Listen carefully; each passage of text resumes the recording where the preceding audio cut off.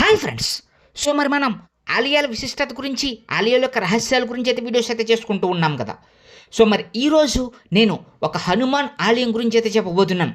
So మరి హనుమంతుడు అలాగే లక్ష్మీ నరసింహస్వామి కలిసినటువంటి అవతారంలో వెలిసినటువంటి ఏకైక క్షేత్రంగా మనం ఈ యొక్క ఆలయం గురించి అయితే చెప్పుకోవచ్చు. సో మరి ఎంతో చరిత్ర కలిగినటువంటి ఈ యొక్క ఆలయం అనేది తెలంగాణలోని జగిత్యాల జిల్లాకు సంబంధించినటువంటి మరి 35 కిలోమీటర్ల దూరంగా ఉన్నటువంటి కొండగట్టు ఆంజనేయ స్వామి ఆలయం అనమాట.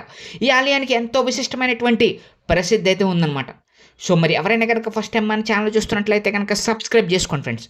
ఛానల్ చూస్తున్నారు కానీ సబ్స్క్రైబ్ చేసుకోవట్లేదు. అలాగే మరి ఈ వీడియో అనేది మరి లైక్ చేయండి.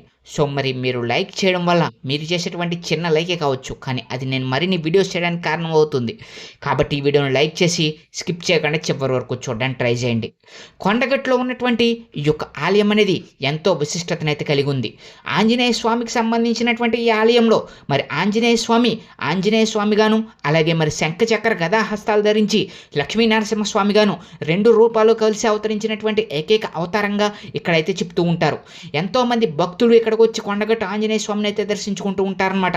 తెలంగాణలో జగిత్యాలకి 35 కిలోమీటర్లో ఉన్నటువంటి ఈ యొక్క క్షేత్రం, కొండల నడుములో ఉన్నటువంటి ఈ యొక్క క్షేత్రం ఆహ్లాదకరంగా మరి పర్యాటకులను కూడా ఆకర్షించేటువంటి అదే విధంగా ఏకైక క్షేత్రంగా అయితే చెప్తూ ఉంటారు.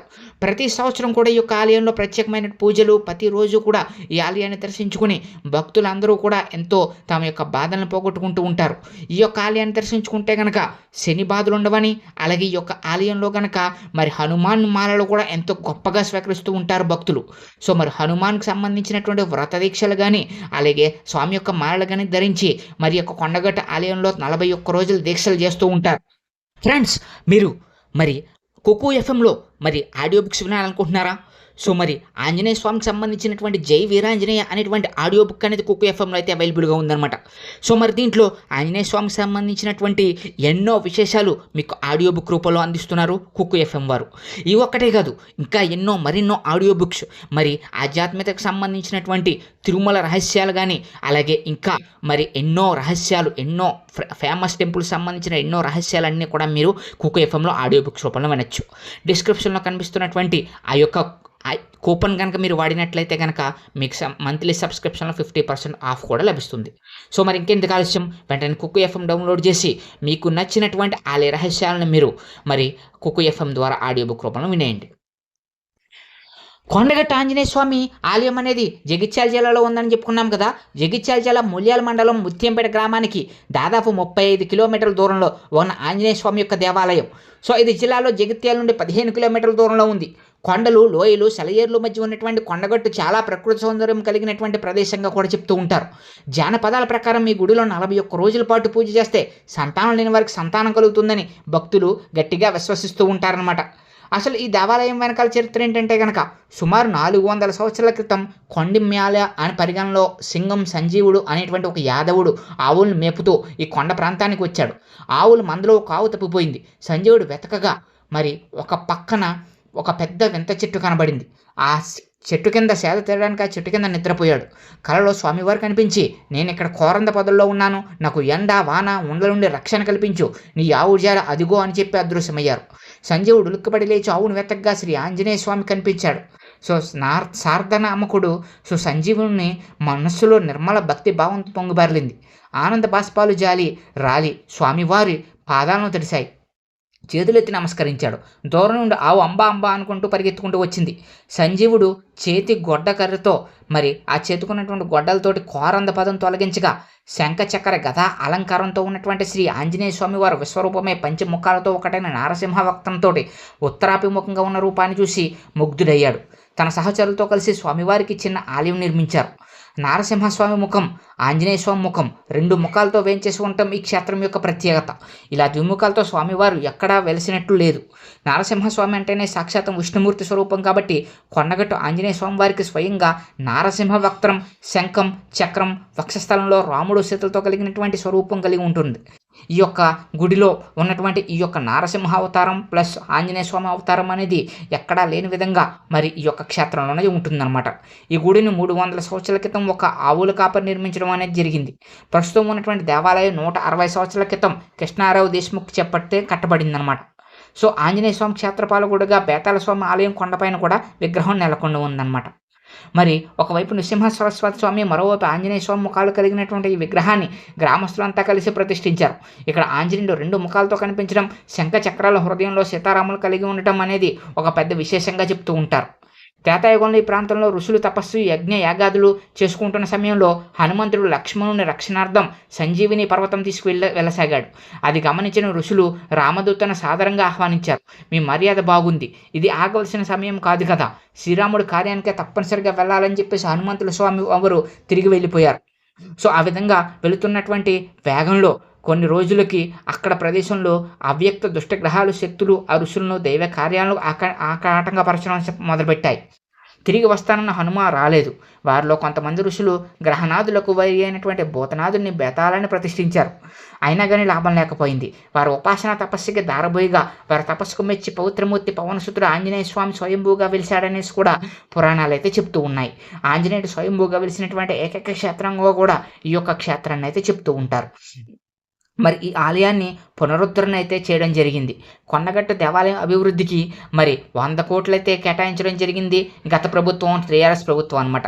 2023 ఫిబ్రవరి 15 ముఖ్యమంత్రిగా ఉన్నటువంటి మరి కేసీఆర్ కొండగట్టు ఆంజనేయ స్వామి వారికి దర్శించుకుని ప్రత్యేక పూజలు చేసి అక్కడ ఉన్నటువంటి స్వామివారికి 100 కోట్లు విరాళంగా ప్రదర్శించి మరి ఆ యొక్క ఆలయాన్ని మరి పునరుద్ధరించే పనులు అయితే చేపట్టడం జరిగింది. మరి ఈ విధంగా ఆలయం అనేది ఎంతో అభివృద్ధి అయ్యి మరి ఇప్పుడు గొప్ప క్షేత్రంగా విరాజిల్లుతూ ఉంది. అలాగే ఇక్కడ కొత్త కోనేరు, పుష్కరిణి, బేతాళ స్వామి ఆలయం, సీతమ్మ కన్నీటిధార, కొండల రాయుడు గుడిగట్టు తదితర స్థలాలను కూడా పరిశీలించవలసి ఉందన్నమాట. అనంతరం అధికారులు దేవాలయ అభివృద్ధిపై సమీక్ష నిర్వహించి దేశంలో గొప్ప క్షేత్రంగా రూపుదిద్దడంలో భాగంగా సుమారు 850 ఎకరాల్లో దేవాలయ అభివృద్ధి చేయడం కోసం మరో 500 కోట్ల రూపాయల నిధులను కేటాయించనున్నట్లు ప్రకటించారు. మరి ఈ విధంగా ఆలయం అనేది గొప్పగా అభివృద్ధి చెందుతూ ఉంది. ఈ యొక్క ఆలయం మరి కొండగట్టు ఆంజనేయ స్వామి వారి ఆలయం అనమాట. హనుమంతుల వారు మరి ఈ విధంగా సంజీవిని తీసుకెళ్తున్నప్పుడు ఆ సంజీవనిలో ఉన్నటువంటి పర్వతంలో ఉన్నటువంటి కొంత భాగం కూడా ఈ యొక్క ప్రాంతంలో పడి ఒక గొప్పగా మరి ఆ ప్రాంతంలో పడడం వల్ల ఆ యొక్క క్షేత్రానికి కూడా మరి గొప్ప ప్రఖ్యాతి వచ్చిందని కూడా చెప్తారు. అలాగే ఈ దేవాలయంతో పాటు కొండగట్టు దగ్గరలో కొండలో ఉన్నటువంటి రాయుని స్థావరం, మునుల గుహ, సీతమ్మ కన్నీటి ప్రదేశం, తిమ్మయ్యపల్లి శివారులో ఉన్నటువంటి భోజపోతన గుహలు, అటవీ మార్గం గుండా కొండపైకి పురాతన మెట్ల దారి, బేతాళం ఆలయం, పులిగడ్డ బావి, కొండరాయల గట్టు, శ్రీ ఆంజనేయ స్వామివారి ఆలయం, వెంకటేశ్వర స్వామివారి ఆలయం, అమ్మవారు, శ్రీ రామపాదుకులు, అందమైన ఆకృతులతో కనువిందు చేసే బండరాళ్ళు, హరిత వర్ణంతో స్వాగతం పలికేటువంటి వృక్షాలు కనువిందు చేస్తాయి. అలాగే దేవాలయం సమీపంలో గుట్టగంద నిర్మించే అతిపెద్ద ఆంజనేయ స్వామి విగ్రహాలు కూడా మరి అందరినీ కూడా ఆకర్షిస్తూ ఉంటాయన్నమాట. అలాగే ఇక్కడ ప్రత్యేకమైనటువంటి ఉత్సవాలు జరుగుతూ ఉంటాయి. సీతారాముల కళ్యాణోత్సవం, కృష్ణాష్టమి, విజయదశమి, వైకుంఠ ఏకాదశి, ఉత్తర ద్వార దర్శనం, ధనుర్మాసోత్సవం, గోదా కళ్యాణం, పవిత్రోత్సవం, శ్రావణ మేళోత్సవం, సుదర్శన యాగం మొదలగు ఉత్సవాలు ఈ క్షేత్రంలో అత్యంత వైభవంగా జరుగుతూ ఉంటాయి, నిర్వహిస్తూ ఉంటారు. ప్రతి ఏడాది చైత్రమాసం పౌర్ణమి నాడు హనుమంతుని జన్మోత్సవాన్ని ఎంతో వైభవంగా జరుపుతూ ఉంటారు ఇక్కడ ఆలయ అర్చకులు అనమాట. మరి ఈ విధంగా ఎంతో గొప్ప క్షేత్రంగా పేరు ప్రఖ్యాతులు తెచ్చుకుంది ఈ కొండగట్టు ఆంజనేయ స్వామి వారి యొక్క ఆలయం. మరి ఈ విధంగా ఆంజనేయ స్వామి వారు మరి ఆ తెలంగాణ ప్రాంతంలో ఉన్నటువంటి ఈ యొక్క కొండగట్టు ఆంజనేయ స్వామి ఆలయాలు స్వయంభూగా వెలిసి మరి ఇక్కడ నారసింహ అవతారంలోనూ అలాగే మరి ఆంజనేయ స్వామి అవతారంలోనూ భక్తుల్ని అనుగ్రహించేటువంటి ఏకైక మూర్తిగా అయితే పేరు ప్రఖ్యాతులు తెచ్చుకోవడం జరిగిందనమాట. ఈ ఆలయంలో ఇంకా ప్రత్యేకమైనటువంటిది ఎన్నో ఉన్నాయి. స్వామివారిని కనుక దర్శించుకుంటే కనుక ఎంతో భక్తి శ్రద్ధలతో స్వామివారిని కనుక పూజించినట్లయితే కనుక మనో అభిష్టాలు నెరవేరి మరి భక్తులకు అప్పటి నుంచి అనుకున్నవి జరుగుతాయని చెప్పేసి కూడా ప్రశస్తి ఉందన్నమాట. అలాగే స్వామివారిని కనుక మీరు మంగళవారం అలాగే శనివారంలో కనుక ఆ స్వామివారిని దర్శించుకుని ప్రత్యేక పూజలు చేస్తే శని బాధలు పోతాయని, అలాగే స్వామివారు స్వయంభూగా వెలిశారు కాబట్టి ఇక్కడ కనుక స్వామివారిని ధరించి కొన్ని రోజులు నిద్ర చేస్తే వాళ్ళకు ఉన్నటువంటి కష్టాలు అన్నీ పోతాయని, శని బాధలు అన్నీ పోతాయని చెప్పేసి అయితే భక్తులు అయితే దృఢంగా నమ్ముతూ ఉంటారు. సో మరి స్వామివారి యొక్క ఈ యొక్క రూపంలో అందరినీ కూడా ఆకట్టుకుంటూ స్వామివారు అనేకమైనటువంటి విధాలుగా భక్తులను రక్షించడానికి స్వయంభూగా వెలిశారనడంలో ఎటువంటి అతిశయోక్తి లేదనమాట. సో మరి ఈ విధంగా కొండగట్ట ఆలయం గురించి మనం తెలుసుకున్నాం కదా ఫ్రెండ్స్.